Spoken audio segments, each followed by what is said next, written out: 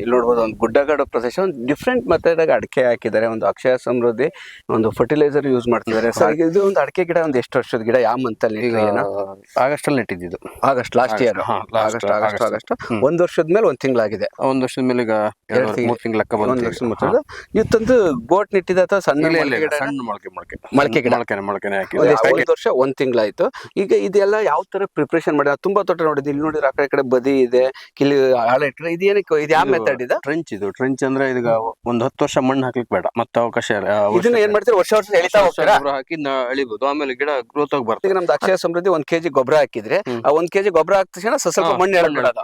ಮಣ್ಣು ಹಾಕಿದೀವಿ. ಈಗ ಹಾಕಿದ್ರೆ ಕೆಳಗಡೆ ಇದೆ ಅಕ್ಷಯ ಸಮೃದ್ಧಿ ಇದೆಯಲ್ಲ, ಇದೆ. ಒಂದ್ ಎಷ್ಟು kg ಹಾಕಿದ್ರ ಸರ್? ಇದಕ್ಕೆ ಎಲ್ಲ 1 kg ಸಣ್ಣ ಗಿಡ ಅಲ್ಲ, ಜಾಸ್ತಿ ಇಲ್ಲ, 1 kg ಆಸುಪಾಸಿ ಹಾಕಿದ್ವಿ. ಒಂದು ಗಿಡದಿಂದ ಎಷ್ಟು ದೂರ ಹಾಕಿದಿರಾ? ಈಗ ಒಂದ್ ಅಡಿ, ಒಂದು ಫೀಟ್ ಸುತ್ತ ಬಿಟ್ಟು ಅಕ್ಷಯ ಸಮೃದ್ಧಿ ಗಿಡದಿಂದ ಸ್ವಲ್ಪ ಬಿಟ್ಟು, ಯಾಕಂದ್ರೆ ಗಿಡಕ್ಕೆ ಒಂದೇ ಸರಿ ತಗೊಳತ್ತಲ್ಲ, ಹಾಗಾಗಿ. ಸರ್ ಒಂದ್ ಎಕರೆಗೆ ಅಡಿಕೆ ಮರ ಅಂದ್ರೆ ಡಿಫ್ರೆಂಟ್ ಆಗಿ ಕೂರಿಸ್ತಾರೆ ಸರ್. 5 ಅಡಿ ಕೂರಿಸ್ತಾರೆ, 7 ಅಡಿ 8 ಅಡಿ.